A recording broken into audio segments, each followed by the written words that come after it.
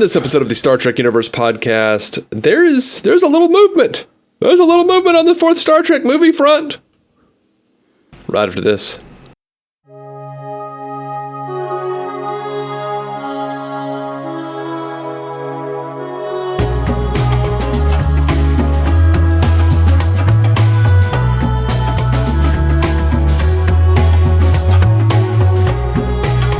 Welcome to the Star Trek Universe podcast. I'm Matthew Carroll. I'm David C. Robertson.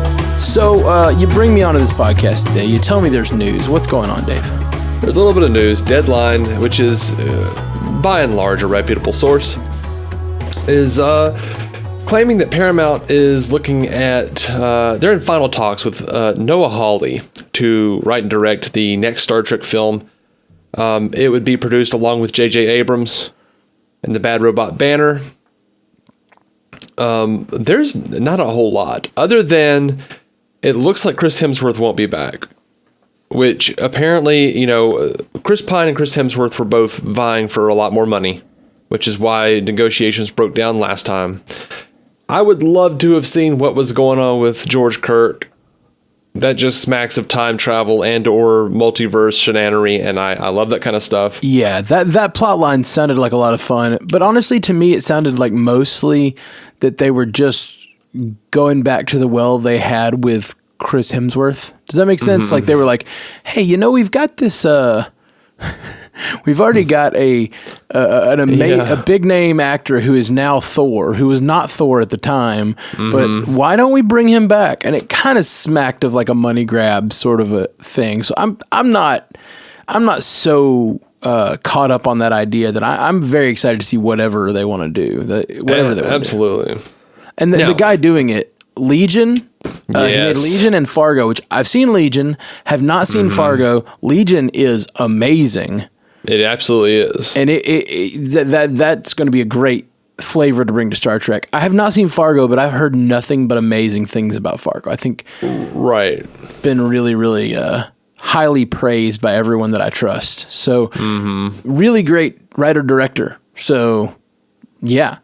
I'm down. I'm down to give Star Trek, and we got what's kind of neat about them having this spin-off timeline now. Now that we've got I always thought this spin-off timeline meant we were never getting Picard. We're never getting our prime timeline back. But now that we've got our prime timeline back, I say do whatever the F you want to do in this other timeline. Give it to cool creators and let them make interesting things, Yeah, and as far as I'm concerned, Noah Hawley's one of the coolest if you look at Legion. Like, yes. How much would you love to see TOS characters in a, TOS framework being used in a what I would call a modern psychedelic storyline. Like, yeah. No, it fits perfectly with their 60s style. I mean, that's not necessarily the style he'll go for on this, but man, yeah. He does some trippy things on Legion that would work great in a Star Trek context. Or work great for, like, any kind of alien imagery, like alien perspectives, if you want to, like, have Kirk trapped in some sort of alien prison or something and subjected to mind control or oh my gosh, he could do so much cool stuff. And I wouldn't put it past him. Like, the dude is brilliant, and I love everything I've seen him do on Legion. Like, I adore Legion. Yep. I was not that excited about a fourth Star Trek movie because I felt like it was just... I just really wanted to get back to the prime timeline, and I wanted to do more stuff. But now that we're getting it, man, I'm actually finding myself more excited now that both are going to exist simultaneously, and we'll be able to have these things just like doing their own thing. They're out there in the movie world doing their own thing, and like let Tarantino make a Star Trek movie, let Noah Hawley make a Star Trek movie, like whoever. This Deadline article does say the studio separately is working on a Star Trek spinoff with Tarantino. Yeah, to direct. I did read that. Still. That they're not closing the door to that. So yeah, make all the Star Trek. I'm totally down. Make really cool Star Trek movies. That's awesome. I am too. And because CBS and Paramount are officially joining again soon, they could do crossovers You could have people show up in this universe and nary a problem. Some timeline jumping, and I'm pumped, man. Any other thoughts on this? We said we were just going to drop a short little thing. So yeah, any thoughts that you have about this? I don't have. I mean, I've pretty much said all I really wanted to say about it.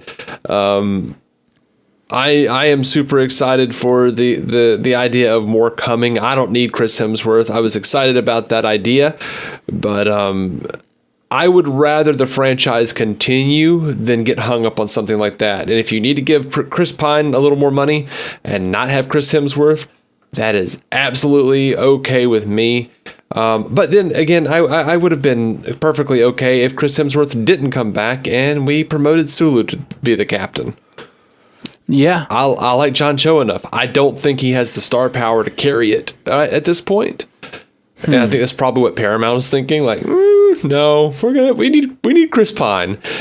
That's possible. I really hope they are like Noah Hawley so far knows how to work on a shoestring budget. Legion looks fantastic.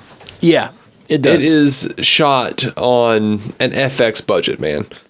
Yeah, and it's shot with the scope, and the care is given to the plot lines and the acting that as if it were being made for a big budget movie. And that's what you got to do to get to this level where you're offered Star Trek after only a couple of series that you wrote and directed, and they've just been, both of them have been prestigious and well done. And now we're going to get him on Star Trek. I'm totally 100% in. 100% in.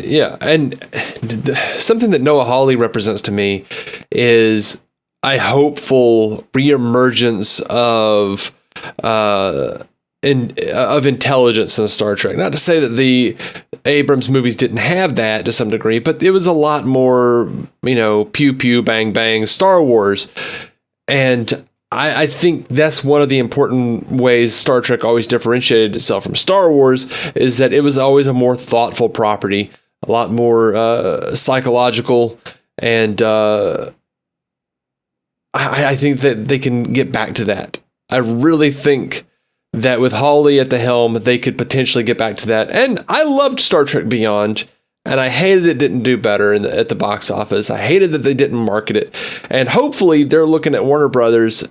What Warner Brothers just did was make $1 billion on a $55 million property with Joker. Yep. That movie is now the most profitable comic book movie of all time. Yeah, percentage wise. Right. And and I'm hoping Paramount can look at this and say, we need to look at this, and we need to look at Star Trek as what it was before. It is an independent movie franchise. And if we play our cards right, we can produce it on a low budget without it looking terrible and yield higher results. Like Star Trek doesn't have that fan base at this point. I know they were trying to make it that way with this series of movies, but I feel like it also sort of settled back into a rhythm that the franchise as a whole is more comfortable with. And some of that is marketing. Some of that is just not having the licenses. They don't have the toys to get kids excited anymore. And I hope all of that changes. I hope if they do this, they do it right. Yeah, I do the Marvel Cinematic Universe podcast, and I feel like the whole split between CBS and Paramount just reminds me of the splits we've been having for so long with Sony and Marvel and Fox, and this just reminds me of the same stuff. You know what I mean? Like, I'm just like, come together, make the good Star Trek we want. Just come together.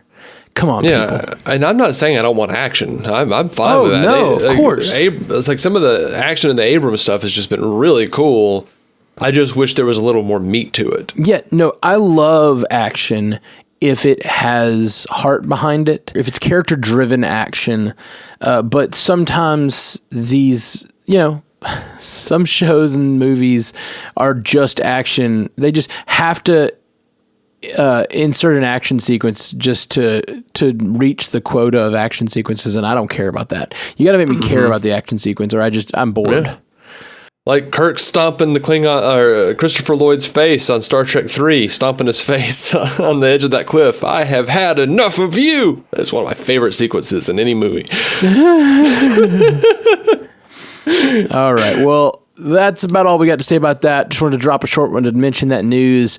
We'll keep bringing you the news. We'll keep bringing you the Picard primer. And of course, when this movie gets made, if this movie gets made, we will be covering that too.